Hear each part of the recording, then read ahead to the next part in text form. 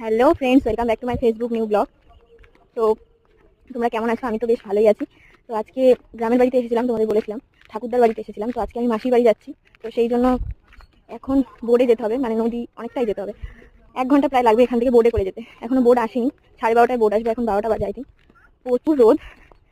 তো এখন তো বৃষ্টি হচ্ছে না, এখানে কলকাতার দিকে বৃষ্টি হচ্ছিল কদিন। এখানে এত রোদ, গরমে তাকাতে পারছি না। তাও যাই হোক, মাসির বাড়ি এখন যাচ্ছি, বোট আসার অপেক্ষায় আছি। তাই ভাবলাম তোমাদের সাথে একটু শেয়ার করি।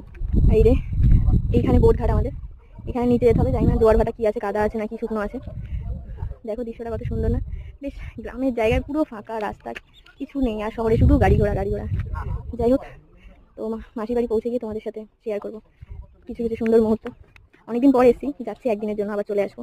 আমার মাকে দেখো, মা গরমে পুরো কায়েল হয়ে পড়েছে, জল খাচ্ছে। আর আমার বোন পুরো ঘেমে স্নান হয়ে গেছে, এবার মাসির বাড়িতে যাচ্ছে। এত গরম এখানে, মানে দিনে সারাদিন একটাই বোট। তারপরে দেখি বোট চলে এসছে, এবার বোর্ডে উঠবো। দেখো আমাদের রায়মঙ্গল নদী, কত সুন্দর লাগছে না সিনারিটা। চারিদিকে গাছপালা, মা এখানে বসে আছে। বেশিক্ষণ লাগবে না, ওই 40 মিনিট। তার মধ্যে আমরা আবার ভিডিও করছিলাম একটু, মানে ক্যামেরার মধ্যে ঢং করছিলাম আমি আর বোন। তারপরে নেমে গিয়ে হাঁটতেও শুরু করে দিয়েছি, প্রচুর তেজ রোদের। তারপরে মাসির বাড়ি পৌঁছে গেছি, মাসির বাড়ির পুকুর ঘাটের সামনে খড়ের গোলা। এই যে খড়ের গোলা এখানে। যাই হোক, তোমাদের আবার পরে কিছু শেয়ার করবো। আজকের জন্য টাটা, বাই বাই।